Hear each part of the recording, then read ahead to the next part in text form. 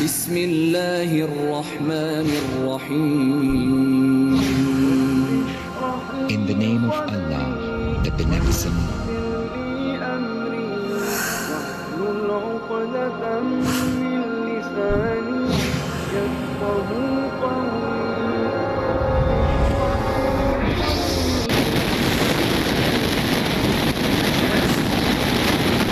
بسم الله الرحمن الرحيم. إن الحمد لله نحمده ونستعينه ونستغفره ونعوذ بالله من شرور أنفسنا ومن سيئات أعمالنا. من يهده الله فلا مضل له ومن يضلل فلا هادي له. وأشهد أن لا إله إلا الله وحده لا شريك له وأشهد أن محمدا عبده ورسوله. يا أيها الذين آمنوا اتقوا الله حق تقاته ولا تموتن إلا وأنتم مسلمون. يا أيها الناس اتقوا ربكم الذي خلقكم من نفس واحدة وخلق منها زوجها وبث منهما رجالا كثيرا ونساء واتقوا الله الذي تساءلون به والأرحام إن الله كان عليكم رقيبا. يا أيها الذين آمنوا اتقوا الله وقولوا قولا سديدا يصلح لكم أعمالكم ويغفر لكم ذنوبكم ومن يطع الله ورسوله فقد فاز فوزا عظيما. أما بعد فإن خير الحديث كتاب الله وخير الهدي هدي محمد صلى الله عليه وسلم وشر الأمور محدثاتها وكل محدثة بدعة وكل بدعة ضلالة وكل ضلالة في النار. أعوذ بالله السميع العليم من الشيطان الرجيم. والسابقون الأولون من المهاجرين والأنصار والذين اتبعوهم بإحسان رب اشرح لي صدري ويسر لي أمري واحلل عقدة من لساني يفقهوا قولي. برادران گرامی، عزیز بہنوں اور بیٹیوں، آج کے اس مبارک پروگرام میں جس مبارک ہستی سے متعلق گفت و شنید کے لیے ہم اور آپ یہاں بیٹھے ہیں، اس عظیم ہستی، اس عظیم المرتبت اور اس عظیم قدر و منزلت شخص کی سیرت میں آپ کے سامنے بیان کروں، یہ میرے لیے بہت ہی مشکل ہے. مجھ جیسے خاکسار اور ناچیز کے لیے اس عظیم ہستی کی سیرت آپ کے سامنے رکھنا اور کما حق ہو اسے بیان کرنا اور ادا کر دینا اس موضوع کو، یہ بڑا ہی مشکل کام ہے. لیکن کچھ برادران اور کچھ ہمارے دوست و احباب کی خواہش پر یہ موضوع اختیار کیا گیا ہے، اور اس میں ہمارے اور آپ کے لیے بڑے شرف کی بات ہے کہ ہم اور آپ جیسے لوگ جو اس عظیم ہستی یعنی جس کی سیرت آپ کے سامنے آج بیان کی جائے گی، یعنی سیرت ابو بکر رضی اللہ تعالی عنہ، تو یہ ہمارے لیے بڑی خوش نصیبی کی بات ہے، شرف کی بات ہے کہ ایسے عظیم ہستی کے بارے میں آج ہم اور آپ بیٹھ کر گفتگو کرنا چاہیں. اس عظیم ہستی کی عظمت، اس کی منقبت اور اس کی قدر و منزلت کا اندازہ صرف آپ اس بات سے لگا سکتے ہیں کہ پوری امت کے لوگوں کا اس بات پر اجماع ہے، اتفاق ہے کہ وہ اس امت کے سب سے افضل آدمی، اور یہ اسی ایک جملے میں حضرت ابو بکر رضی اللہ تعالی عنہ کی سیرت آپ کے سامنے بیان کر دی. یعنی اس امت کے سب سے افضل ترین آدمی، سب سے بہتر آدمی، اس بات پر تمام لوگوں کا اتفاق ہے، امت کے ہر شخص کا، کہ وہ حضرت ابو بکر رضی اللہ تعالی. اب اسی میں آپ کی پوری سیرت آ گئی. ظاہر ہے کوئی شخص یوں ہی افضل نہیں ہو جاتا، کسی کی قدر و منزلت اور عظمت یوں ہی نہیں بڑھ جاتی ہے، بلکہ بہت ساری چیزوں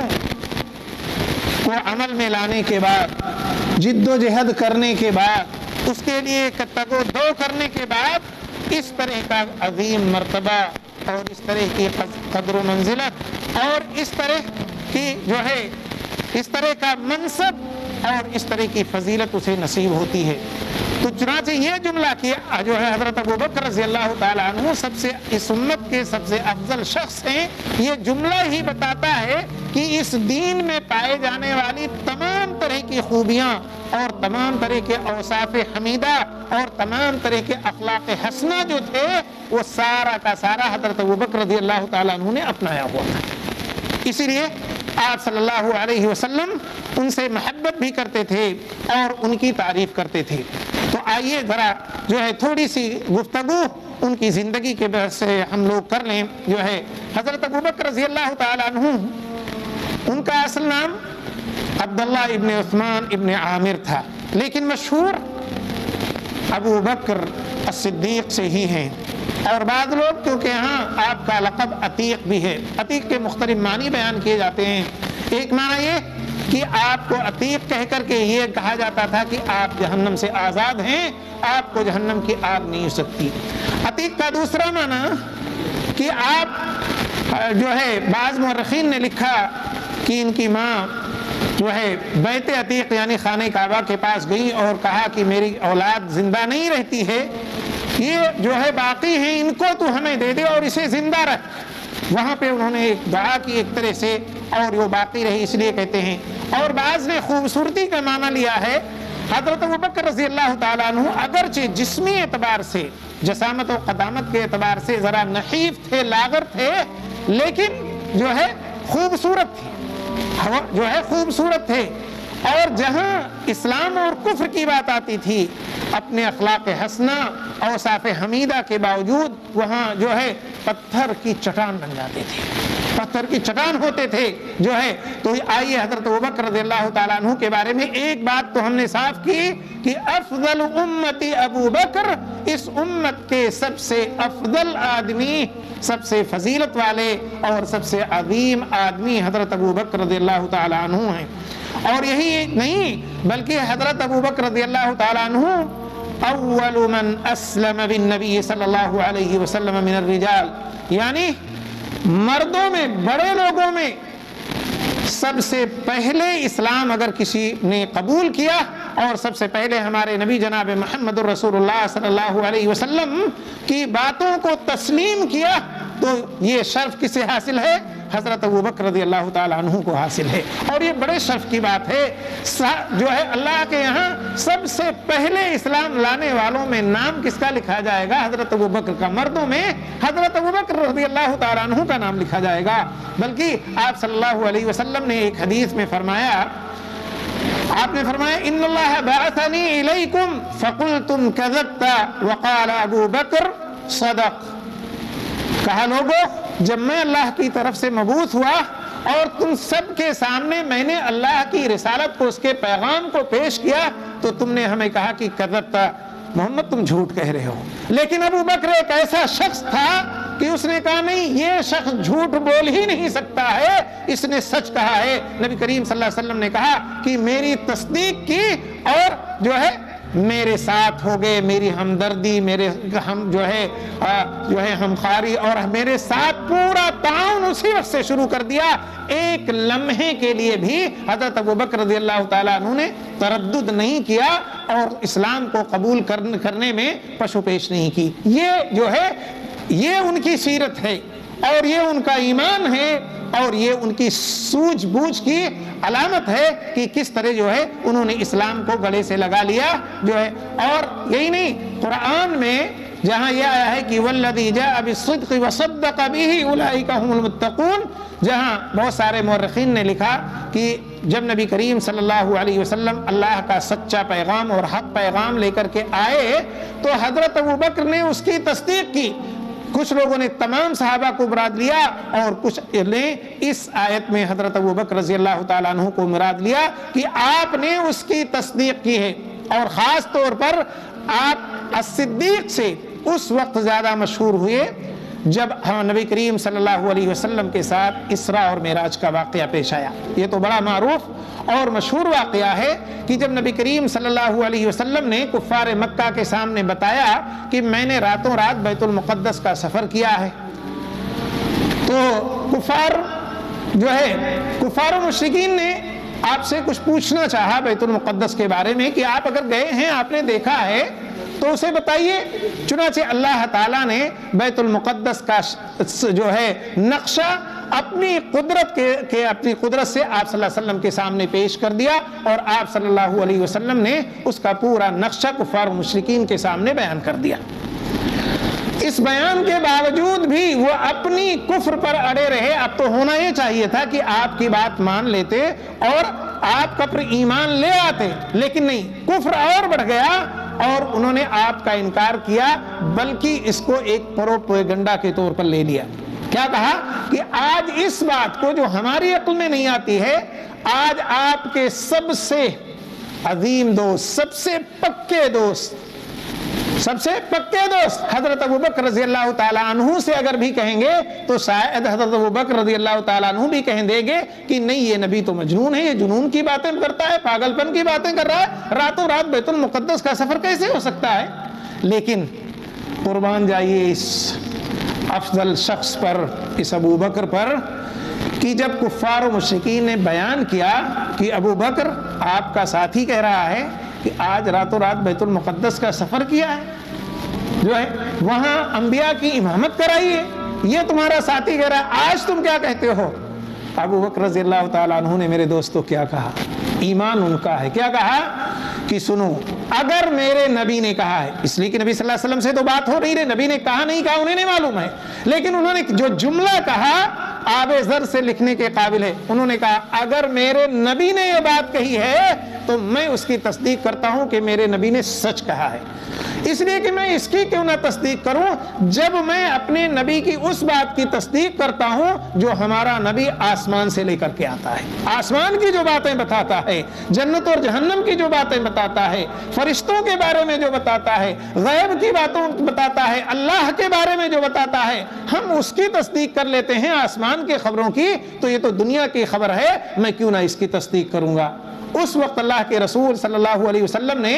ان کو پھر سے صدیق کہا جو ہے، اور وہیں سے یہ سب سے زیادہ صدیق ابوبکر صدیق کے نام سے، یعنی الصدیق سچے کے نام سے مشہور ہو گئے. یہ ان کا جو ہے سب سے جو ہے مشہور معروف لقب ہے، اور اسی سے وہ مشہور ہیں جو ہے. اس کے ساتھ ہی حضرت ابوبکر رضی اللہ تعالیٰ عنہ کو یہ درجہ، یہ مرتبہ، یہ منصب ویسے ہی نہیں ملا میرے دوستو. اسلام لانے کے ساتھ ساتھ حضرت ابوبکر رضی اللہ تعالیٰ عنہ اللہ کے نبی جناب محمد الرسول اللہ صلی اللہ علیہ وسلم سے حد درجہ محبت کرتے تھے، بے انتہا محبت کرتے تھے. آگے اور بات آئیں گی، لیکن یہاں ایک واقعہ میں آپ کے سامنے ذکر کروں کہ جو ہے جس طرح اللہ کے رسول صلی اللہ علیہ وسلم ان سے محبت کرتے تھے، اسی طرح یہ بھی کرتے تھے. اللہ کے رسول صلی اللہ علیہ وسلم کی محبت کو سنیے. ایک بار ایک شخص آ کر کے پوچھتے ہیں اللہ کے رسول احب الناس، سب سے زیادہ محبوب آپ کے نزدیک کون ہے؟ آپ صلی اللہ علیہ وسلم نے فرمایا عائشہ. صحابی نے کہا اللہ کے رسول میں عورتوں میں نہیں پوچھ رہا ہوں، میں مردوں کی بات کر رہا ہوں، مردوں میں کون محبوب ہے؟ آپ صلی اللہ علیہ وسلم نے کہا ابوہا، عائشہ کا باپ. سب سے زیادہ محبوب کون ہے؟ عائشہ کا باپ ہے. اور جو اللہ کے نزدیک یا اس کے رسول جناب محمد الرسول اللہ صلی اللہ علیہ وسلم کے نزدیک سب سے محبوب ہو جائے، اس کی قدر و منزلت اور اس کے شرف کا اندازہ ہم اور آپ نہیں لگا سکتے کہ وہ کتنا جو ہے عظیم شخص ہے، اس کی ہستی کتنی عظیم اور اس کا منصب کتنا دنیا میں بھی اور آخرت میں کتنا اعلیٰ ہوگا، ہم اور آپ اس کا اندازہ نہیں لگا سکتے. اس لیے کہ سب سے افضل انبیاء و رسول کے سردار جو ہیں اور اللہ کے خلیل، اللہ کے بھی محبوب، اللہ کے بھی محبوب کے یہ محبوب ہیں کون؟ حضرت ابوبکر رضی اللہ تعالیٰ عنہ. اللہ کے محبوب کے محبوب ہیں یہ. اور یہ ایسے نہیں، یہ خود بھی بے انتہا محبت کرتے تھے. ایک بار کا واقعہ میں نے بہت پہلے پڑھا تھا کہ ایک بار نبی کریم صلی اللہ علیہ وسلم کو کچھ لوگ جو ہے خانہ کعبہ کے نزدیک ہی آپ کو ستانے لگے، آپ پر ظلم و جور کرنے لگے، مارنے لگے. حضرت ابوبکر رضی اللہ تعالیٰ عنہ بیچ میں کود پڑے اور آپ کی حمایت کی، آپ کو بچانے کی کوشش کی.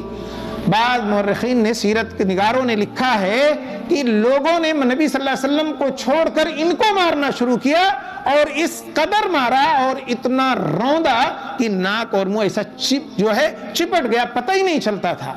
پھر لوگ، ان کے خاندان کے لوگ اٹھا کر کے گھر لے گئے اور یہ بے ہوش تھے۔ جب ان کو ہوش آیا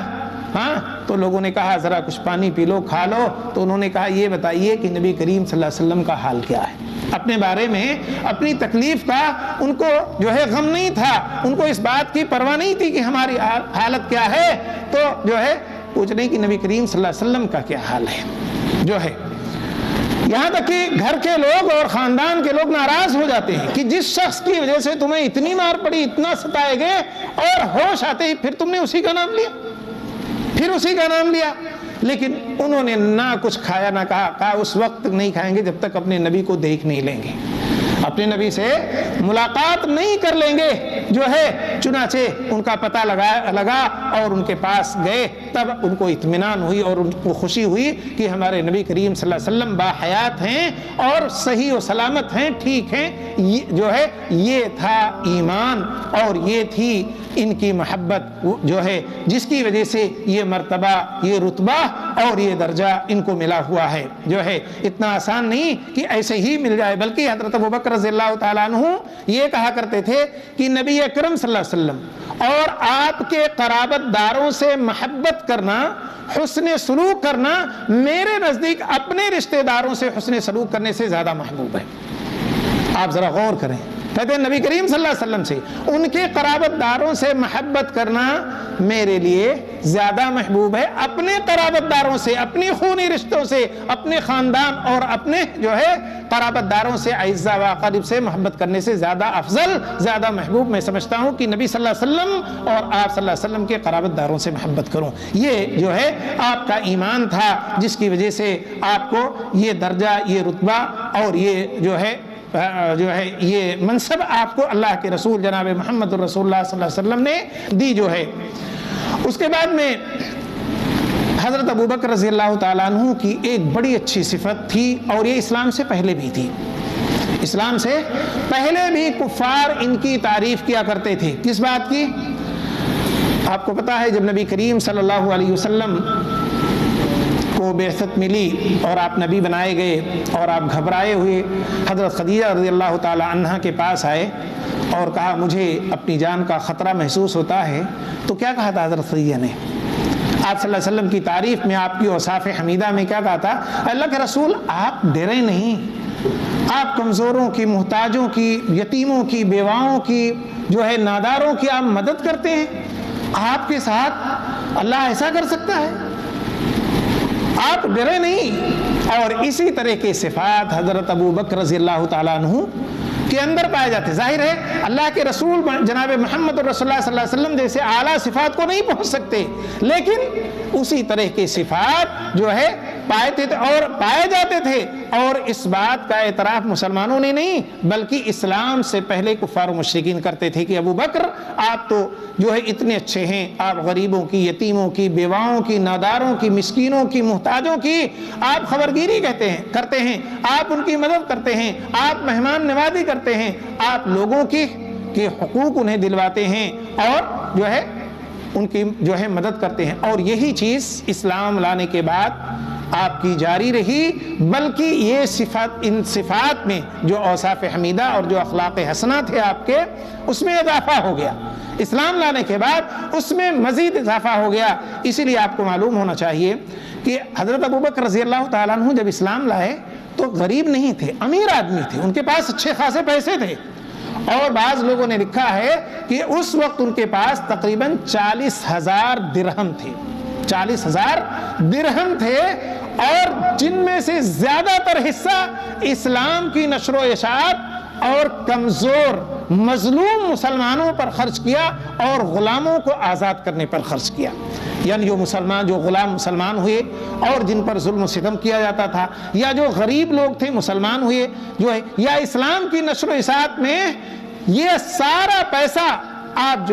اسلام کے لیے خرچ کر دیا۔ آپ دیکھیں اتنا بڑا جو ہے اماؤنٹ اور اتنی بڑی رقم آپ نے اسلام کے لیے خرچ کیا، اور کہتے ہیں کچھ اس میں سے بچ گیا تھا، لگ بھگ کچھ لوگ مورخین نے لکھا کہ تقریباً 5000 درہم جو بچے تھے جب اللہ کے رسول جناب محمد الرسول اللہ صلی اللہ علیہ وسلم کے ساتھ ہجرت کی تو اسے بھی لے لیا آپ نے اسے بھی لے لیا اپنے ساتھ، اور کہا کہ اللہ کے رسول میں یہ دے چلتا ہوں، یہ آپ کے کام آئے گا،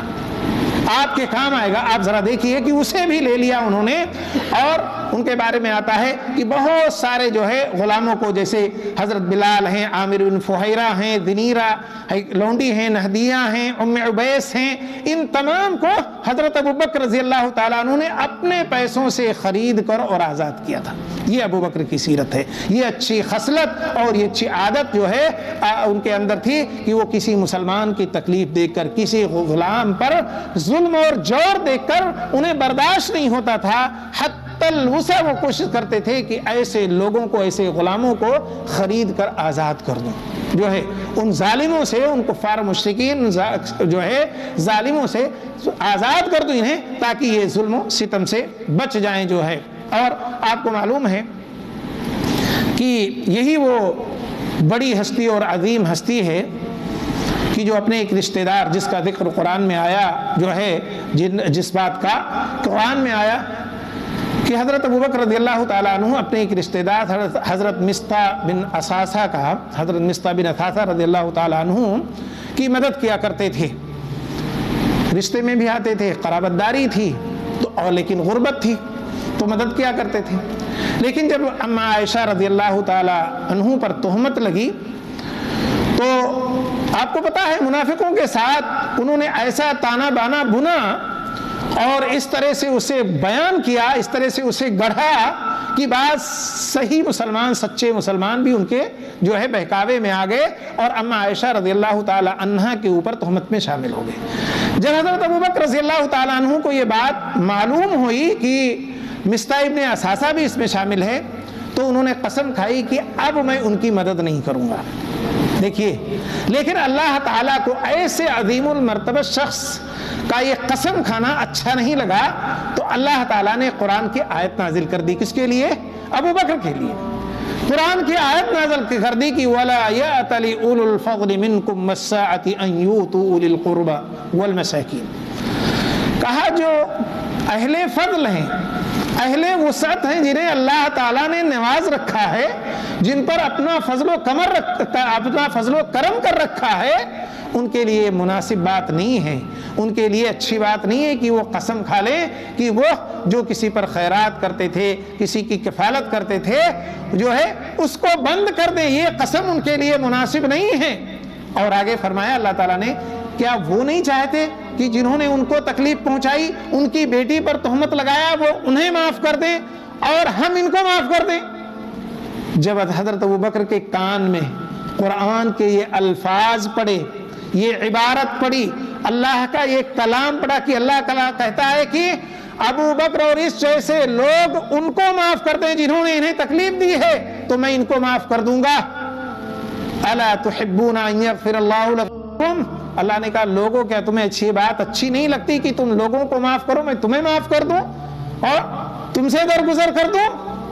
حضرت ابوبکر نے کہا بلا واللہ، کیوں نہیں، میں چاہتے ہیں کہ اللہ تو ہمیں معاف کر دے، اور میں پھر قسم کھاتا ہوں کہ اب زندگی بھر ان کا خرچہ نہیں روکوں گا، اس کا مصطح بن اثاثہ خرچہ زندگی بھر نہیں روکوں گا۔ آپ ذرا غور کریں، ہم میں سے کوئی شخص ایسا کر سکتا ہے، کسی کا جگر ہے کہ اس کی بیٹی پر تہمت لگائے، جھوٹی بات لگائے، جھوٹا گڑھ دے، اور وہ بھی نبی کی بیوی، صدیق کی بیٹی، نبی کی بیوی پر یہ تہمت لگائے؟ لیکن اس کے باوجود بھی انہوں نے اسے معاف کر دیا اور اپنا خرچ برت اور اپنا وہ جاری رکھا، اپنا جاری رکھا۔ اور میں نے ذکر کیا کہ جو بچا کچا اماؤنٹ تھا وہ ہجرت کے وقت دی تھی، اور ہجرت نبی کریم صلی اللہ علیہ وسلم کی ہجرت کتنا خطرناک تھا، ہاں، جان پر جو ہے کھیل کر کے، یوں کہہ دیجئے کہ اپنی جان ہتھیلی پہ لے کر نبی کریم صلی اللہ علیہ وسلم کے ساتھ نکلے تھے۔ ان کو پتا تھا کہ کفار و مشرکین نبی صلی اللہ علیہ وسلم کو جانے نہیں دیں گے، بلکہ اسی رات نبی کریم صلی اللہ علیہ وسلم کے قتل کا منصوبہ دارالندوہ میں کفار و مشرکین نے بنا رکھا تھا اور حملے کا پروگرام اسی رات کا تھا، لیکن اس کے باوجود ابو بکر کو جب اللہ کے رسول نے بتایا کہ میں ہجرت کرنے والا ہوں تو وہ بہت مایوس تھے۔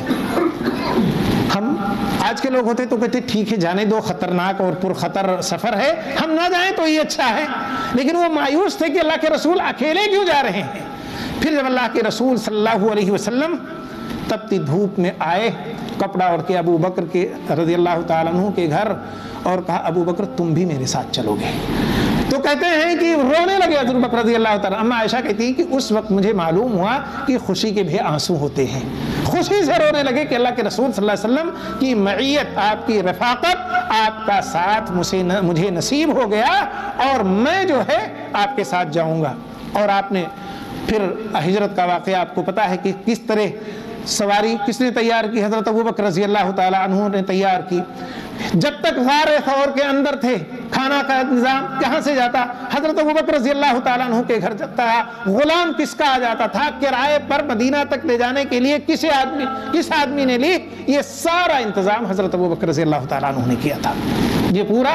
انتظام حضرت ابو بکر رضی اللہ تعالیٰ عنہ نے کیا تھا جو ہے، تو یہی تمام ان کے اعمال تھے، یہ اوصاف حمیدہ تھے، یہ ان کا کردار تھا کہ جس کی وجہ سے ان کو یہ بلند مرتبہ ملا ہے۔ یوں ہی خواب دیکھنے سے یا تمناؤں سے کسی کو بلند مرتبہ یا اعلیٰ مرتبہ اور یہ فضیلت، یہ عظمت میرے دوستوں نہیں ملتی ہے جو ہے۔ اور حضرت ابو بکر رضی اللہ تعالیٰ عنہ کا وہ قصہ بڑا معروف ہے، جس میں ایک بار حضرت ابو عمر رضی اللہ تعالیٰ عنہ نے کہا کہ آج میں ابو بکر سے سبقت کر جاؤں گا۔ یہ تو بڑا معروف واقعہ ہے کہ آج میں ابو بکر سے یعنی صدقے میں سبقت کر جاؤں گا جو ہے۔ حضرت عمر رضی اللہ تعالیٰ عنہ اپنے گھر کا مال دو حصوں میں تقسیم کرتے ہیں، ایک گھر والوں کے لیے چھوڑتے ہیں، ایک کہاں لیتا ہے؟ اللہ کے رسول صلی اللہ علیہ وسلم کے قدموں میں لا کے ڈال دیتے ہیں۔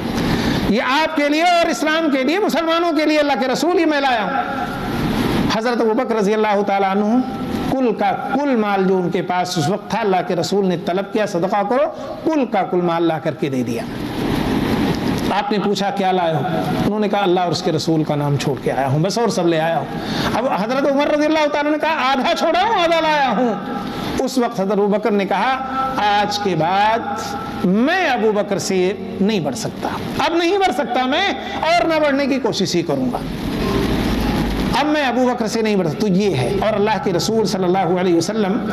ویسے بھی کہا کرتے تھے کہ ما نفعنی مال احد قط ما نفعنی مال ابی بکر، کہتے ہیں جتنا مجھے ابو بکر کے مال سے فائدہ ہوا ہے، اسلام کو، مسلمانوں کو مجھے جتنا فائدہ ابو بکر رضی اللہ تعالیٰ عنہ کے مال سے ہوا ہے، کسی کے مال سے نہیں ہوا، کسی کے مال سے نہیں ہوا۔ بلکہ اور اسی حدیث میں آپ صلی اللہ علیہ وسلم نے ایک بات بڑی حضرت ابو بکر رضی اللہ تعالیٰ عنہ کے لیے فرما دی جو بڑی فضیلت کے لیے ہے، کہا وَلَوْ كُنْتُ مُتَّخِذًا، اگر میں کسی کو خلیل بناتا، دوست بناتا، میں خلیل کا ترجمہ بہت بار شاید یہاں بھی کیا ہوں اور اپنے خطبوں میں بھی، خلیل ایسے دوست کو کہا جاتا ہے کہ جس کے اور اس کے دوست کے درمیان کوئی تیسرا حائل نہ ہو سکے، ایسا۔ تو کہا اگر میں ایسا کوئی دوست بناتا تو میں ابو بکر کو بناتا، لیکن کیوں نہیں بنائے؟ اس لیے کہ اللہ تعالیٰ اور نبی کریم صلی اللہ علیہ وسلم کے درمیان یہ دوستی تھی، اللہ نے نبی کریم صلی اللہ علیہ وسلم کو بنا لیا تھا اپنا دوست، اس لیے اب کوئی تیسرا اس میں داخل نہیں ہو سکتا تھا، اس لیے حضرت بکر کو نہیں، لیکن آپ نے یہ فرما دیا کہ اگر کوئی اس لائق ہے میرے نزدیک تو کون ہے؟ ابو بکر رضی اللہ تعالیٰ عنہ ہے۔ اور ایک اور حدیث میں آتا ہے کہ اللہ کے رسول جناب محمد الرسول اللہ صلی اللہ علیہ وسلم کو حضرت ابو بکر نے اپنے مال میں پورے تصرف کا حق دے رکھا تھا۔ جس طرح ابو بکر اپنے مال میں تصرف کا حق رکھتے تھے، اسی طرح اللہ کے رسول کو حق دے رکھا تھا کہ اللہ کے رسول جب آپ کو چاہیے، جتنا چاہیے، یہ میرا مال آپ کا مال ہے، جس طرح آپ چاہیں خرچ کر لیں، جس طرح آپ چاہیں تصرف کریں، جسے چاہیں دے دیں، جہاں مرضی لگا دیں، جو چاہیں کر لیں۔ یہ جو ہے تصرف حضرت ابو بکر نے نبی اکرم جناب محمد الرسول اللہ صلی اللہ علیہ وسلم کو دے رکھا تھا۔ تو اسی لیے یہ تمام فضیلتیں اور یہ ہیں۔ ایک بار اللہ کے رسول، اور آگے چلیے ان کی فضیلت سنیے، ایک بار اللہ کے رسول جناب محمد الرسول اللہ صلی اللہ علیہ وسلم نے پوچھا کہ تم میں سے آج کس نے روزہ رکھا ہے؟ من اصبح منکم اليوم صائما، آج تم میں سے کس نے روزے کی حالت میں صبح کی ہے؟ ابو بکر رضی اللہ تعالیٰ عنہ نے کہا اللہ کے رسول میں، انا یا رسول اللہ کے رسول میں نے کی ہے۔ اس کے بعد میں دوسرا سوال آپ نے کیا تم میں سے آج کسی کے جنازے میں کون شریک ہوا ہے؟ انہوں نے کہا انا یا رسول اللہ میں۔ تیسرا سوال کسی نے کسی مریض کی جو ہے عیادت کی ہے آج؟ انہوں نے کہا انا یا رسول اللہ کے رسول میں نے کی ہے۔ اس کے بعد فرمایا جو ہے اور کسی نے کسی مسکین کو کھانا کھلایا تم میں سے؟ انہوں نے کہا انا یا رسول اللہ۔ ہر جواب میں روزے دار پوچھا تو کہتے میں ہوں اللہ کے رسول۔ مریض کی عادت انہوں نے کی، جنازے میں شرکت انہوں نے کی، مسکین کو کھانا انہوں نے کھلایا۔ اس کے بعد اللہ کے رسول نے کیا فرمایا کہ مجتمعنا، جس شخص کے اندر یہ چاروں خصلتیں جمع ہو جائیں کا مجتمعنا فی امرئ الا دخل الجنہ، جس شخص کے اندر یہ چاروں خصلتیں پیدا ہو جائیں وہ جنت میں داخل ہو گیا، جنت کی بشارت مل گئی، جنت میں داخل ہو گیا۔ آج ہم بہت دفعہ خالی بیٹھے رہتے ہیں، خاص طور پہ یہاں تو ہمیں کم موقع ملا، لیکن گاؤں میں بھی جب ہم رہتے ہیں خالی بیٹھے تھے، کوئی کام نہیں ہوتا۔ ہمارا جب کوئی قریبی رشتہ دار انتقال کر جاتا، وفات پاتا، تو ہم جنازے میں جاتے ہیں۔ ذرا دور کا ہوا، گاؤں کا ہوا، ہم نہیں جاتے ہیں، دوسرے محلے کا ہے ہم نہیں جاتے ہیں۔ ہاں، اس کی فضیلت کتنی ہے مریض کی۔ ہم بیٹھے ہیں، ہمارے رشتہ دار ہی مریض ہے مہینوں سے، ہم مہینے میں ہفتے میں کبھی ایک بار نہیں جاتے کہ جا کر 10 منٹ اس کے پاس بیٹھ جائیں، اس کا حال چال دیکھیے کتنی فضیلت کی چیز ہے۔ ذرا حال چال لے لیں، جو ہے اس کی خبرگیری کر لیں، کچھ دینا لینا نہیں ہے، جا کے بیٹھ جانا ہے، حال پوچھ لینا، تھوڑا تسلی دے کے آ جانا ہے۔ دیکھیے یہ 4 خصلتیں کوئی بہت مشکل کام ہے جو ہم نہیں کر سکتے، ان میں سے کوئی ایک کام بھی مشکل ہے نہیں، مشکل ہے، بہت آسان ہے، لیکن کرنے کی بات چاہیے۔ اور ایک بار اللہ کے رسول صلی اللہ علیہ وسلم اور دیکھیے آپ صلی اللہ علیہ وسلم بیان کر رہے تھے جنتیوں کے حالات، کہ کسی کو نماز کے دروازے سے پکار جایا جائے، کسی کو روزے ریان کے دروازے سے پکارا جائے گا، کسی کو جہاد کے دروازے کہ آؤ فلاں دروازے سے داخل ہو جاؤ، آؤ فلاں۔ حضرت ابو بکر کیا پوچھتے ہیں اللہ کے رسول کیا کوئی ایسا بھی ہوگا جسے ہر دروازے سے پکارا جائے؟ اللہ کیا کہتے ہیں کہ اللہ کے رسول کوئی ایسا بھی ہوگا کہ جسے جنت کے ہر دروازے سے پکارا جائے؟ اللہ کے رسول نے کہا نعم یا ابا بکر، ہاں ابو بکر ایسے بھی لوگ ہوں گے، وَأَرْجُو أَن تَكُونَ مِنْهُمْ، اور مجھے امید ہے کہ تم انہی میں سے ہوں گے۔ دیکھیں مجھے امید ہے کہ تم انہی میں سے لگو، ہر دروازے سے تمہارے لیے پکار آئے گی، ابو بکر ادھر سے آؤ، ابو بکر ادھر سے آؤ، ابو بکر ادھر سے آؤ۔ یہ تھا، آپ دیکھیں وَسَيُجَنَّبُهَا الْأَتْقَى الَّذِي يُؤْتِي مَالَهُ يَتَزَكَّى، اس آیت کے بارے میں بھی بہت سارے مفسرین نے کہا کہ یہ آیت حضرت ابو بکر کے بارے میں نازل ہوئی کہ آپ کو جہنم سے مکمل بچا لیا جائے گا۔ کیوں؟ الذی یؤتی مالہ یتزکا، اس لیے کہ آپ اپنا مال خرچ کرتے تھے اسلام کے لیے، آپ اپنا تزکیہ نفس کیا کرتے تھے، آپ اسلام کی ہر سچائی، ہر اچھائی اور ہر محاسن، ہر خوبی پر آپ عمل کرنا چاہتے تھے، اپنے دل میں اس کو ڈالنا اور اپنے دل میں آپ اس کو بسا لینا چاہتے تھے، اس لیے یہ آپ کے اس میں، آپ کے نصیب میں اور آپ کے حصے میں یہ فضیلت جو ہے آئی۔ اور حرام سے اتنا بچتے تھے کہ آپ کو وہ واقعہ بھی سنا ہوگا آپ نے کہ ایک بار آپ کا غلام کوئی چیز لایا اور آپ نے کھا لیا، اس کے بعد اس نے کہا کہ پتہ ہے کیا کھایا ہے آپ نے؟ انہوں نے کہا نہیں۔ کہا ایک آدمی کے لیے میں نے کہانت کی تھی، شعبدہ بازی کی تھی اور میں نے دھوکہ کیا تھا، مجھے کہانت بھی نہیں آتی تھی، اسی کی اجرت مجھے ملی تھی، وہ میں لایا ہوں۔ جب ان کو پتا چلا کہ یہ شعبدہ بازی اور کہانت کے مال سے یہ چیز خریدی گئی، اسے میں نے کھایا ہے، کہتے ہیں اسی وقت انگلی ڈالا اور طے کر دیا جو بھی پیٹ میں تھا۔ حرام سے اس قدر بچتے تھے، اسی وقت طے کر دیا کہ ایک قطرہ، ایک دانہ بھی حرام کا ہمارے پیٹ میں نہ آئے۔ یہ تھے ابو بکر، یہ تھی ان کی سیرت اور یہ تھا ان کا ایمان۔ میرے دوستو، ویسے ہی نہیں اس امت کے افضل بن گئے، ویسے ہی نہیں۔ اللہ کے رسول صلی اللہ علیہ وسلم نے فرمایا کہ جو ہے سب سے زیادہ اس امت کے پر رحم کرنے والے کون ہیں؟ ابو بکر رضی اللہ تعالیٰ عنہ ہیں، یہ ان کی سیرت ہے اور یہ جو ہے ان کی جو ہے فضیلت ہے میرے دوستو۔ اور آپ نے دیکھا اتنی نرمی، آپ نے غلاموں کو آزاد کیا، لوگوں کے ساتھ، رشتہ داروں کے ساتھ، غریبوں، محتاجوں، سب کے ساتھ اس نے سلوک۔ لیکن آپ کی ایک صفت دوسری طرف تھی، اور وہ کیا تھی؟ دوسری طرف آپ کی صفت کیا تھی کہ جب اللہ کے رسول صلی اللہ علیہ وسلم کے ساتھ ہوتے تھے اور کفر اور اسلام کا مارکا ہوتا تھا تو وہاں اللہ کے رسول صلی اللہ علیہ وسلم کا ساتھ کبھی نہیں چھوڑتے تھے۔ میں نے بتایا نا، نحیف تھے، کمزور تھے، لیکن اس کے باوجود ایمان اتنا مضبوط تھا، کبھی نہیں ہوا کہ آپ نے اللہ کے رسول صلی اللہ علیہ وسلم کو میدان کارزار میں چھوڑا ہو اور آپ نے پیٹ پھیری ہو، کبھی نہیں۔ یہ صفت بھی آپ کے اندر تھی۔ جبکہ بعض مواقع پر جو ہے کچھ حالات ایسے آئے کہ صحابہ تتر بتر ہو گئے، صحابہ نے میدان چھوڑا کچھ دیر کے لیے، جیسے احد کا مقام تھا، جنگ حنین کا وقت تھا، یہاں کچھ صحابہ ادھر ادھر ہو گئے، نبی کریم صلی اللہ علیہ وسلم اور چند لوگ ہی رہ گئے تھے۔ وہاں حضرت ابوبکر رضی اللہ تعالیٰ عنہ نے آپ کا ساتھ نہیں چھوڑا، آپ کے ساتھ رہے جو ہے، اور آپ کا پورا ساتھ دیا۔ اور جو ہے عجیب بات ہے، ان تمام غزوات میں گئے جس میں نبی کریم صلی اللہ علیہ وسلم گئے تھے، ہر غزوے میں، ہر مارکے میں ابوبکر شریک جس میں نبی کریم صلی اللہ علیہ وسلم گئے، بلکہ بدر اتنا بڑا جو ہے غزوہ تھا، اور یہ لگتا تھا کہ آج کے بعد شاید مسلمان جو ہے اس روئے زمین پر نہیں رہ سکیں گے۔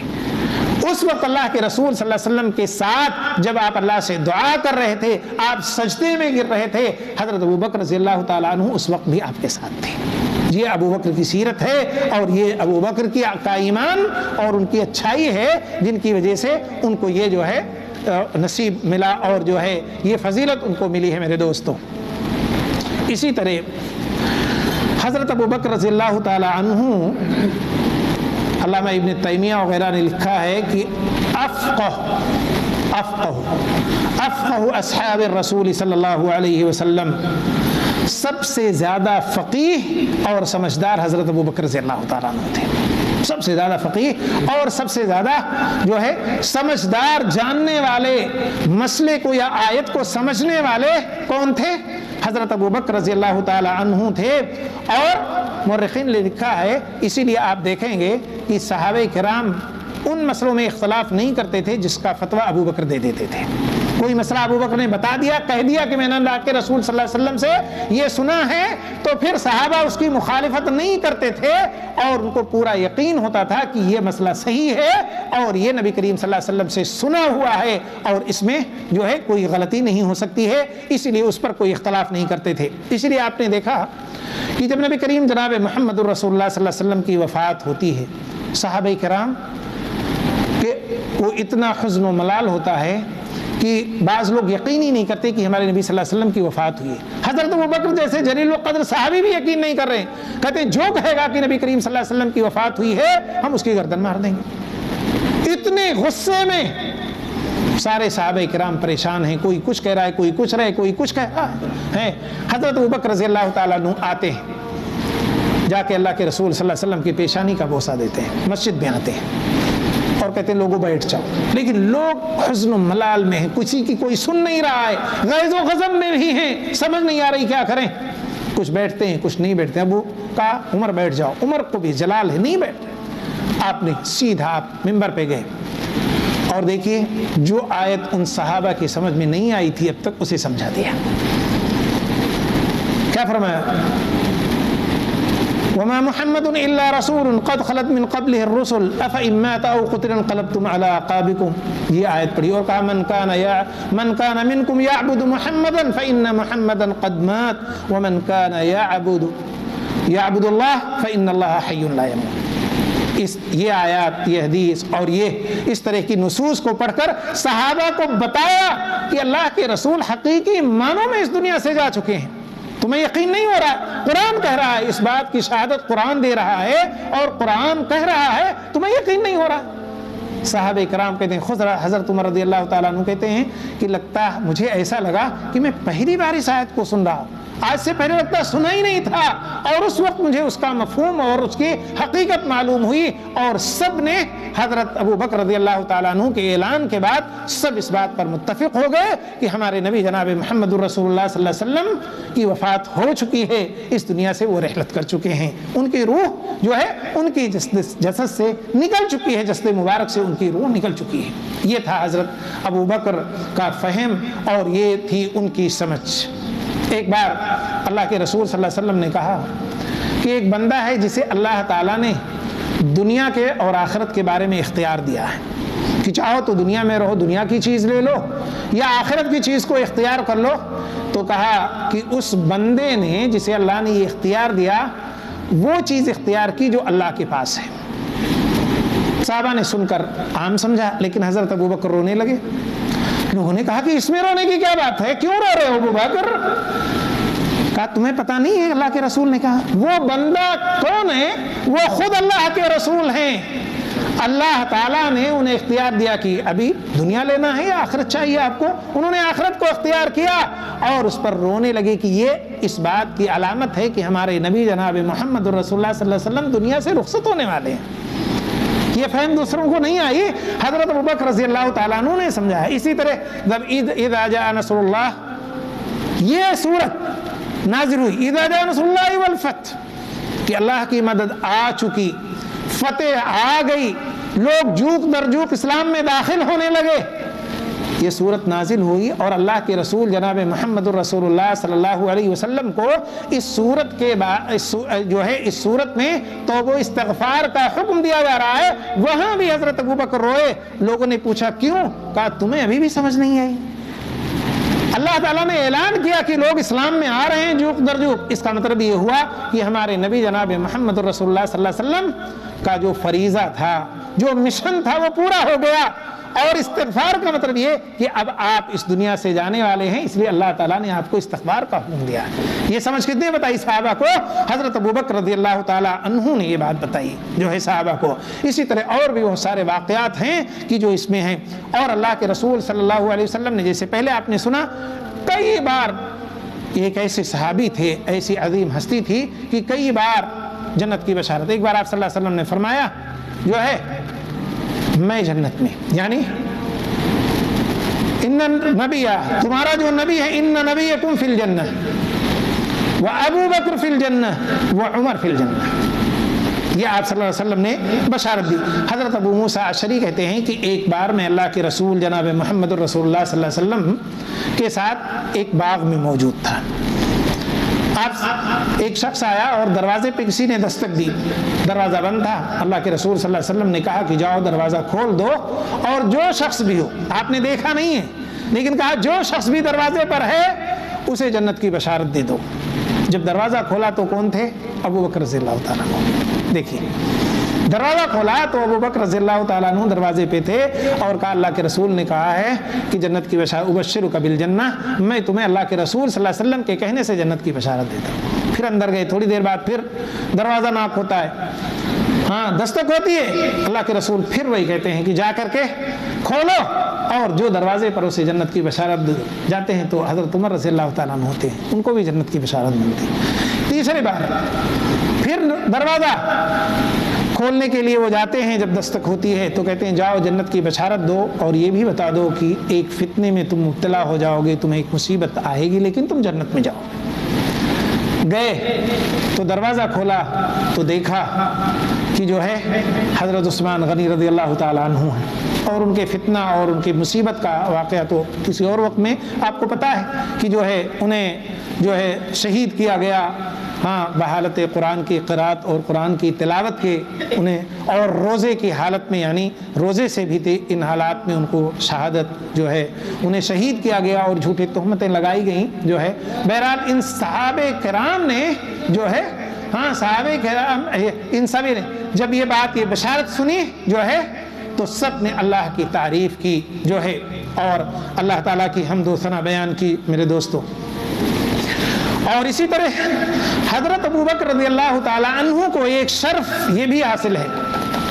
کہ نبی اکرم جناب محمد الرسول اللہ صلی اللہ علیہ وسلم کی حیات مبارکہ میں آپ صلی اللہ علیہ وسلم نے لوگوں کی امامت کرائی ہے۔ یہ شرف کسے دیا؟ اللہ کے رسول صلی اللہ علیہ وسلم نے ابو بکر کو دیا، کسی اور کو نہیں دیا۔ لیکن یہ آپ کی حیات مبارکہ میں اور پھر آپ کے بعد آپ کی خلافت پر بھی لوگ متفق ہوئے، اور یہ شرف کسے دیا؟ حضرت ابو بکر رضی اللہ تعالیٰ عنہ کو ہمارے نبی جناب محمد رسول اللہ صلی اللہ علیہ وسلم نے دیا۔ آپ نے لوگوں کی امامت کرائی، اور جب آپ صلی اللہ علیہ وسلم کی وفات کے بعد جب آپ خلیفہ ہوئے تو آئیے آپ کا وہ چھوٹا سا خطبہ سنیے، ہاں، جو سونے کے پانی سے لکھنے کے لائق ہے، آب زر سے لکھنے کے لائق، چھوٹا سا خطبہ۔ لیکن دیکھیے ہمارے یہاں جب کوئی آدمی کسی بڑے عہدے پر پہنچتا ہے تو فخر و مباحات کی باتیں ہوتی ہیں، اپنی میں نے یہ کیا تو مجھے یہ رتبہ ملا، میں نے یہ کیا تو مجھے یہ منصب ملا، میں نے ایسا کیا اور اب میں ایسا کروں گا، غرور، گھمنڈ، فخر و مباحات کی باتیں ہوتی ہیں۔ لیکن حضرت ابو بکر رضی اللہ تعالی عنہ کا خطبہ سنیں۔ پہلے تو وہ اللہ کی تعریف و توصیف بیان کرتے ہیں، اس کی حمد و ثنا بیان کرتے ہیں، اس کے بعد کہتے ہیں ایھا الناس، لوگوں سنو، میں تمہارا خلیفہ بنایا گیا ہوں، تمہارا والی بنایا گیا ہوں۔ اور تواضع دیکھتی ہے، کہتے ہیں وَلَسْتُ بِخَيْرِكُمْ، لیکن میں یہ نہیں کہتا کہ میں تم سے سب سے بہتر ہوں اس لیے بنا گیا ہوں۔ آپ دیکھیے تواضع کتنی، اللہ کے رسول اور سارے صحابہ افضل ماننے، سب آپ کی ابو بکر صدیق کے نام سے آپ جانے جا رہے ہیں، اللہ کے رسول صلی اللہ علیہ وسلم کے رفیق یار و غار ہر جگہ آپ کے ساتھ ہیں، آپ کی یہ فضیلت، لیکن کہتے ہیں وَلَسْتُ بِخَيْرِكُمْ، میں یہ نہیں کہتا کہ میں سب سے اچھا تھا اس لیے مجھے خلیفہ بنا دیا گیا ہے۔ فَإِنْ أَحْسَنْتُ فَأَعِينُونِي، اگر میں اچھا کام کروں تو تم میری مدد کرنا۔ کیا کہتے ہیں؟ اگر میں اچھا کروں تو تم میری مدد کرنا، وَإِنْ أَسَأْتُ، اور اگر میں برا کروں تو تم مجھے سیدھا کر دینا،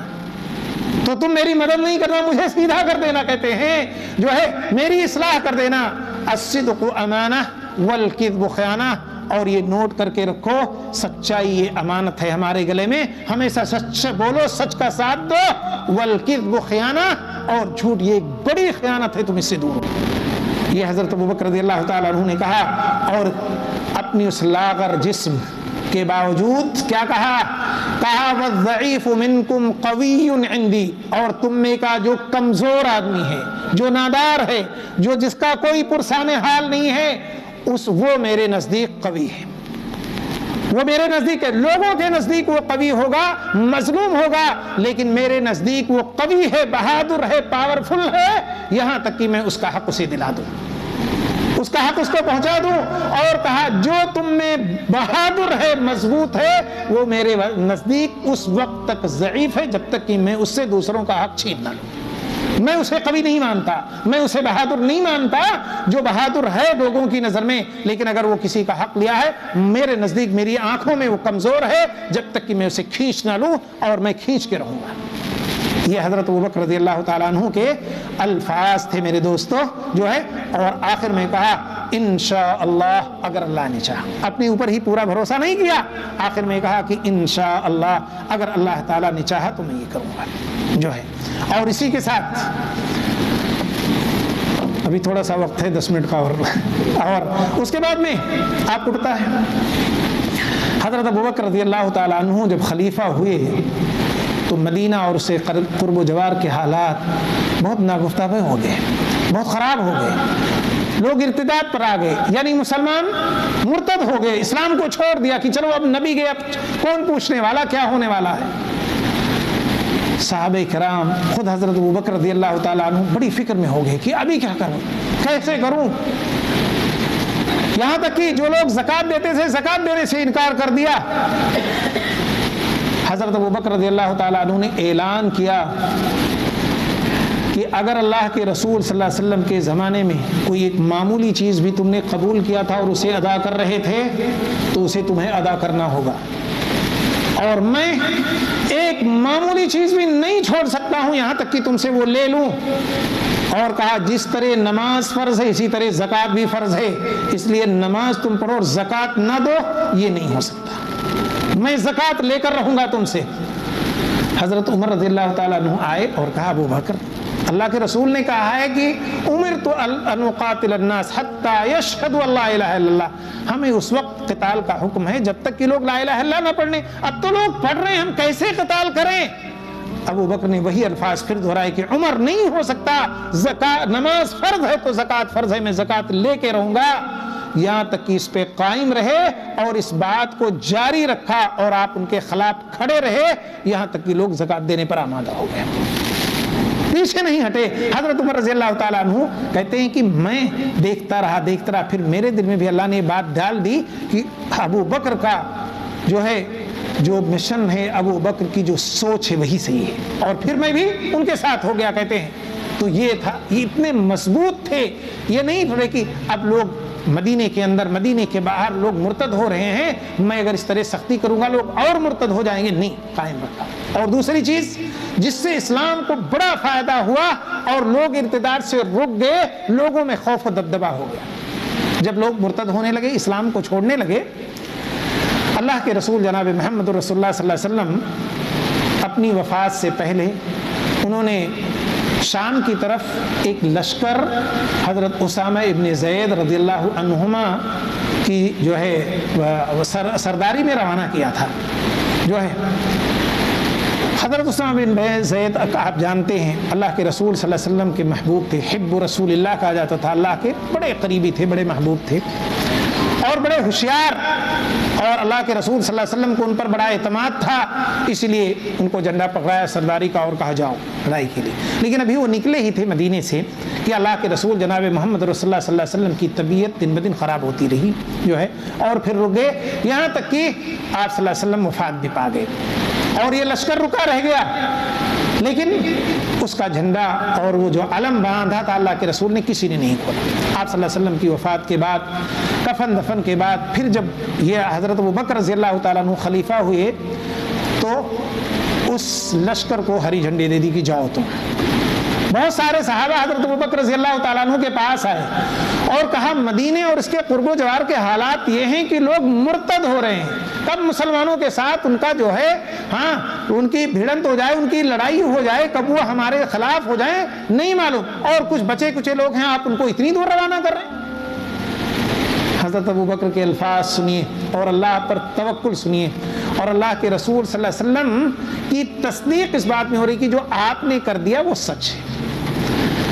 کہا لوگوں یہ بتاؤ، جس جھنڈے کو اللہ کے رسول صلی اللہ علیہ وسلم نے باندھ دیا اور جس لشکر کو روانہ کر دیا، میں کون ہوتا ہوں کہ اس لشکر کو لوگ دوں؟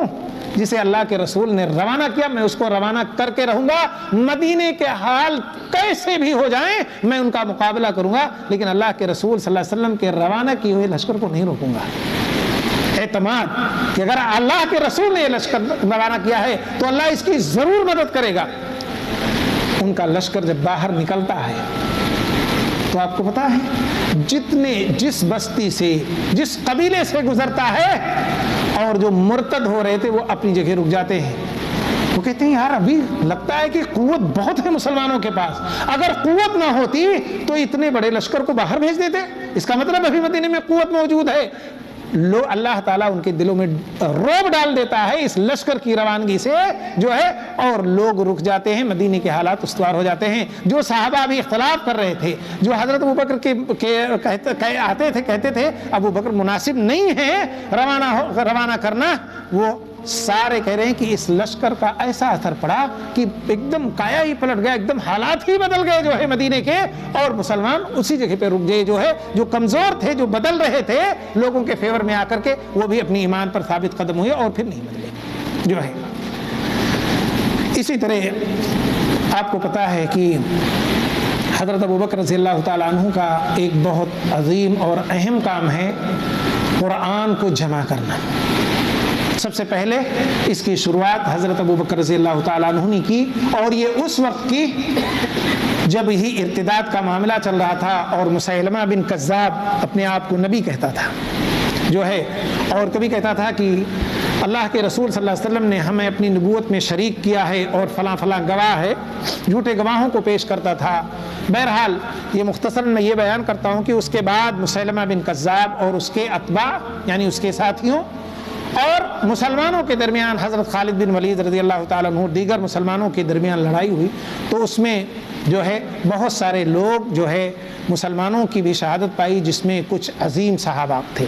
جلیل القدر صحابی تھے، کچھ حفاظ اور قراء تھے۔ اس کے بعد حضرت عمر رضی اللہ تعالیٰ عنہ آتے ہیں اللہ کے ان کے حضرت ابوبکر رضی اللہ تعالیٰ عنہ کے پاس اور کہتے ہیں ابوبکر میری رائے یہ ہے کہ قرآن کو جمع کیا جائے، اس لیے کہ اسی طرح اگر حفاظ قراء شہید ہوتے رہے تو مجھے خوف ہے کہ کہیں قرآن کا کوئی حصہ ضائع نہ ہو جائے۔ ابوبکر رضی اللہ تعالیٰ عنہ نے جب اشارہ یہ دیکھا تو یہ رائے پسند آئی، اور حضرت ثابت ابن قیس رضی اللہ تعالیٰ حضرت زید ابن ثابت رضی اللہ تعالیٰ عنہ کو جو ہے اس بات کے لیے آمادہ کیا، اور انہیں کہا کہ اب تم قرآن کو جمع کرو۔ چنانچہ حضرت جو ہے زید ابن ثابت رضی اللہ تعالیٰ عنہ قرآن کو، آپ کو پتہ ہے قرآن کہیں کسی کے سینے میں تھا تو کہیں کسی جو ہے لکڑی پہ تھا تو کہیں کسی چمڑے پہ تھا، جس طرح جس کو ملا وہ لکھے ہوئے تھے، اس سارے کو سارے اکٹھا کیا جو ہے، اور اس کے بعد حضرت ابوبکر رضی اللہ تعالیٰ عنہ کی وفات تک ان کے پاس وہ مصحف رہا۔ پھر اس کے بعد حضرت حفصہ رضی اللہ تعالیٰ عنہا کو وہ مصحف دے دیا گیا، حضرت حفصہ رضی اللہ تعالیٰ عنہا کو وہ مصحف دے دیا گیا۔ اس کے بعد جب جو ہے حضرت عثمان رضی اللہ تعالیٰ عنہ کی خلافت آئی تو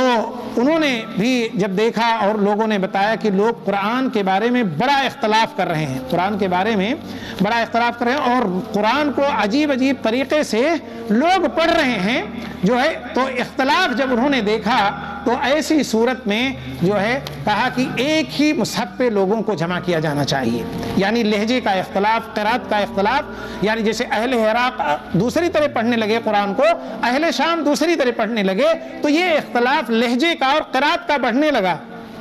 تو کچھ صحابہ کرام نے یہ رائے پیش کی، خاص طور پہ حذیفہ بن الیمان نے حضرت عثمان غنی رضی اللہ تعالیٰ عنہ سے کہا کہ لوگوں کو ایک قرات ایک مصحف پر جمع کیا جائے۔ حضرت عثمان غنی رضی اللہ تعالیٰ عنہ نے جو ہے وہ مصحف جو اما حفصہ رضی اللہ تعالیٰ عنہ کے پاس تھا اسے منگوایا اور اسے دیکھا، اور اس کے بعد جو ہے اس کو جو ہے صحابہ کرام کے سامنے پیش کیا۔ سب نے اتفاق کے ساتھ اس سے قریش کے لہجے میں لکھایا، قریش جو عرب کی زبان تھی، جو مکہ کی زبان تھی، جو قریش کی زبان تھی، اسے میں لکھایا، اور اسی نسخے کو جو ہے مکہ کے اندر، کوفہ کے اندر، بصرہ کے اندر، شام کے اندر جو ہے یہ یمن کے اندر، یہ تمام نسخوں کو انہی کو بھیج دیا گیا جو ہے۔ آج وہی جو ہے وہ نسخہ جو حضرت جو ہے عثمان غنی رضی اللہ تعالیٰ عنہ کے زمانے کا تھا، آج بھی بتایا مجھے گیا، میں نے مکہ میں جو میوزیم ہے، مکہ میں جو جہاں غلاف کعبہ بنتا ہے، کعبہ کا جو پردہ ہے وہ بنتا ہے، اس کے بغل میں جو میوزیم ہے، آج بھی ایک جو ہے شیشے کے اندر وہ مصحف رکھا ہوا ہے جو ہے۔ اگر مکہ جانے کا اتفاق ہو تو آپ لوگ وہ مصحف دیکھیے جو حضرت عثمان غنی رضی اللہ تعالیٰ عنہ کے زمانے کا ہے۔ تو پہلی بار حضرت ابوبکر رضی اللہ تعالیٰ عنہ نے، اور جو ہے اس کے بعد حضرت عثمان غنی رضی اللہ تعالیٰ عنہ نے جو ہے اس مصحف کو جو ہے نئی شکل دی، دوبارہ اسے کتابت کروائی، اور جو ہے دوبارہ اسے یہ کیا گیا جو ہے نئے شکل میں پیش کر دیا گیا جو ہے۔ تو اور وہ اختلافات جو قرات کا اور لہجے کا پایا جاتا تھا وہاں سے وہ ختم ہو گیا۔ اور اس کے بعد میں آپ دیکھیے حضرت ابوبکر رضی اللہ تعالیٰ عنہ کی وفات جب ہوتی ہے تو وفات کے وقت بھی آپ کا ہی دیکھیے، جب آپ کی وفات ہوتی ہے اور آپ کے پاس لوگ پہنچتے ہیں تو پوچھتے ہیں اما عائشہ سے کہ نبی اکرم جناب محمد رسول اللہ صلی اللہ علیہ وسلم کا کفن کیسا تھا۔ اما عائشہ رضی اللہ تعالیٰ عنہ بتاتی ہیں کہ 3 کپڑے تھے جس میں قمیص یا ازار نہیں تھا۔ حضرت ابوبکر رضی اللہ تعالیٰ عنہ کہتے ہیں کہ جو یہ میں کپڑا پہنا ہوا ہوں، یہ کپڑا لے لینا ایک یہ، اور دوسرا اس میں اضافہ کر لیں تاکہ نبی صلی اللہ علیہ وسلم کی طرح 3 کپڑے میرے ہو جائیں، اور اسی میں مجھے کفن دے دینا۔ لوگوں نے کہا یہ تو پرانا ہے، نیا دے دیں گے۔ کہا جو زندہ ہیں وہ نئے کے زیادہ حقدار ہیں، مجھے پرانے میں ہی دفن کر دو۔ یہ سوچ تھی، کہا جو زندہ ہیں وہ نئے کے زیادہ حقدار ہیں، مجھے میرے پرانے میں کر دو، 2 اور کپڑا ملا کر کے اور مجھے دے دیجیے۔ اور ظاہر خلیفہ تھے، بیت المال ان کے ہاتھ میں تھا، کچھ اپنا سارا مال جو تھا بیت المال میں جمع کیا، لیکن ضرورت کی چیزیں کچھ استعمال کرتے تھے۔ مرنے سے پہلے کہا کہ جو میری استعمال میں بطور خلیفہ ہیں، جو چیزیں میں استعمال کر رہا ہوں، میرے مرنے کے بعد میں نے عمر رضی اللہ تعالیٰ عنہ کو خلیفہ نامزد کیا ہے، تم اس کے پاس بھیجا دینا۔ جو پیالہ ہے، جو کپڑے ہیں، جو بھی مسند ہے، جو چادر ہے، جو بھی میں نے استعمال کیا ہے بطور خلیفہ مسلمانوں کا جو ہے، اور یہ بیت المال کا جو مال میرے تب ساتھ ہے، یہ امانت ہے، بیت المال کی چیز ہے، اپنی ذاتی اس میں استعمال نہیں کرنا، میں بطور خلیفہ استعمال کیا تھا، اسے واپس کر دینا۔ یہ جو ہے تھی، تو یہ وہ عظیم ہستی ہے میرے دوستوں، اور یہ عظیم المرتبت صحابی ہیں کہ جن پر تمام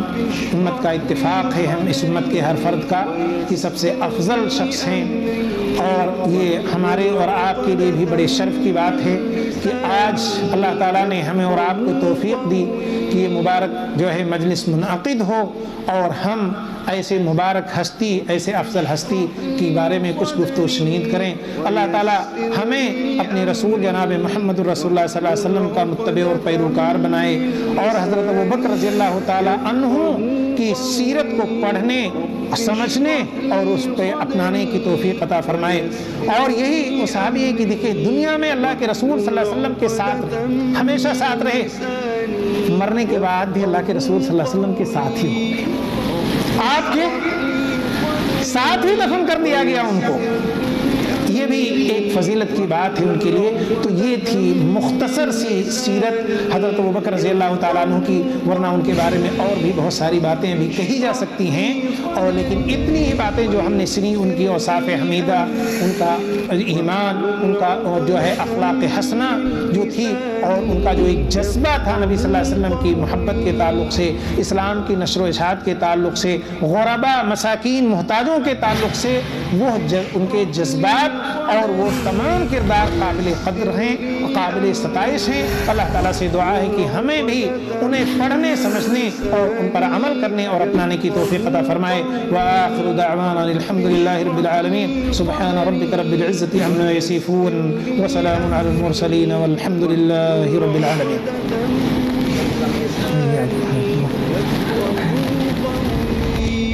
رب اشرح لي صدري ويسر لي